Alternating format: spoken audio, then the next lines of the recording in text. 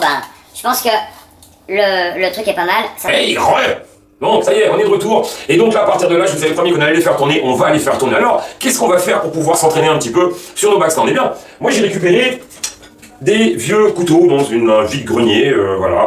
Alors c'est des Bachmer Solingen. Alors voilà, faut comprendre que ces couteaux, moi je les ai payés 2 €. Hein. C'est vraiment pas grand chose. On est sur un 3 mm, ouais 3,5 au dos. Et cependant, on peut le remarquer, on a une triple émouture. On a une petite émouture creuse, on a un tranchant là. Bref, ce couteau n'est vraiment pas super bien étudié pour faire de la cuisine. On a un fil qui est démesurément épais. À mon avis, les gars, avec un couteau comme ça, on peut largement faire du bushcraft. Alors moi, ce que je vous propose, c'est justement de retransformer ce genre de couteau, d'upgrader ce genre de couteau, tout en travaillant sur la machine. Ça vous dit? On essaye? Allez, c'est parti, feu flamme.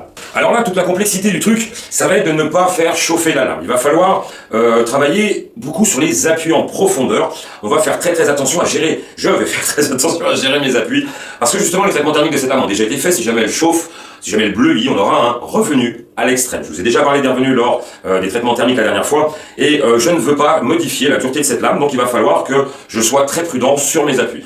Donc il faut comprendre qu'il y a une chose, lorsque vous avez toute une surface à travailler, à l'endroit où vous mettez votre point d'appui, c'est là que la matière s'enlève. Donc moi, ce qui m'intéresse, ça va être de monter mon émouture un peu plus haut. Donc je vais avoir une légère rotation de poignet, mais très légère, de l'ordre de 100 à 150 grammes, il n'y a pas grand-chose. Et c'est ma main de soutien qui vient, elle, durcir mon appui avec mon pouce que je vais placer à la hauteur dont j'ai besoin pour enlever ma matière au bon endroit. On y va? Allez, c'est parti, on essaye de voir si ça va fonctionner. Donc là, malheureusement, je n'ai qu'un grain céramique aujourd'hui pour travailler. Donc on va quand même, ça va quand même faire le taf. Allez, on va mettre les lunettes, parce qu'il faut toujours se protéger les yeux. Et c'est parti! À partir de là, je vais régler ma bande, de manière à avoir le haut de l'émouture un petit peu ronde. Et puis je vais me placer délicatement contre ma bande avant de rigidifier ma main.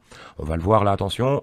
Clac, clac, voilà, j'ai mis d'abord le tranchant et je me suis appuyé sur le plat de l'émouture. À partir de là, je vais gérer ma hauteur d'émouture et mon émouture avec mes étincelles, c'est-à-dire que je vais regarder où mes étincelles sortent, du moment que je travaille au milieu de la bande. Ça va me donner une très bonne indication de quel endroit ma matière est usinée.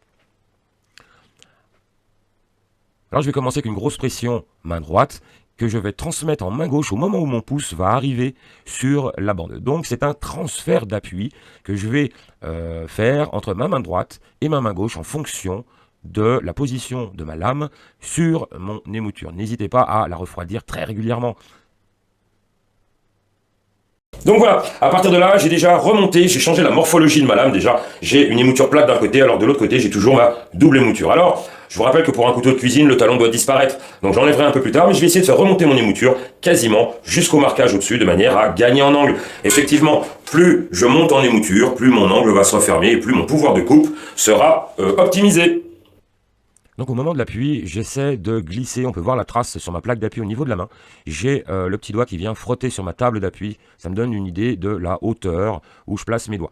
Donc ça me permet d'avoir un repère physique pour ne pas trop justement bouger ma main et rester le plus stable possible. Je répète que musculairement je suis très souple, mais je garde un petit peu de tension au niveau de ma main droite pour ne pas que ma lame tremble dessus. Mon doigt, mon index gauche, lui, va se servir de l'angle de la lame pour pouvoir justement se stabiliser en appui dessus. Et voilà, donc là j'ai fait mon émouture unilatérale. Pour l'instant je n'ai fait qu'un côté, et effectivement j'ai pu monter simplement en plaçant mon doigt, mon pouce, tout en bas. Et en fait, à chaque fois, je léchais gentiment le haut et j'enlevais la matière en bas parce que mon appui était en bas. Donc à partir de là, c'est déjà beaucoup plus simple de comprendre où est sa hauteur d'émouture, malgré qu'on ne la voit pas parce qu'elle est contre la machine. Eh bien, il suffit de savoir où on place nos pouces pour la verrouiller. À partir de là, il va falloir maintenant passer en main gauche. Et oui, parce que la main droite, elle est facile, on connaît le geste, et la main gauche est une autre sensibilité. Alors effectivement, on essaie toujours de retrouver la même sensation main droite, main gauche. Les gars, c'est pas possible, ça marche pas. L'idée, c'est que justement, on doit avoir la même prise physique. C'est-à-dire que lorsque moi j'ai démarré le backstand, quand je passais main droite, main gauche, je changeais complètement, j'essayais de retrouver la même sensation, et c'était quasi impossible. Alors ce que je faisais, c'est que je regardais exactement comment je plaçais ma main, et je faisais exactement de la même chose de l'autre côté, et ainsi je me créais deux sensations, une main droite et une main gauche. À partir de là, c'est devenu déjà un peu plus simple. Alors des fois on me demande, oui mais le jig c'est génial. Effectivement le jig c'est une très bonne béquille pour démarrer, pour avoir une émouture très simplement, très facilement. Ça reste quand même un geste à comprendre et à apprendre, mais c'est un peu plus simple que de travailler à main levée.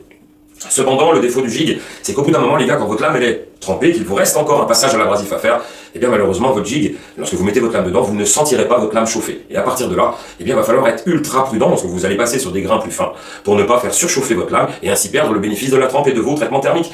Alors, eh bien, forcément, après trempe, vous allez devoir vous séparer de votre jig.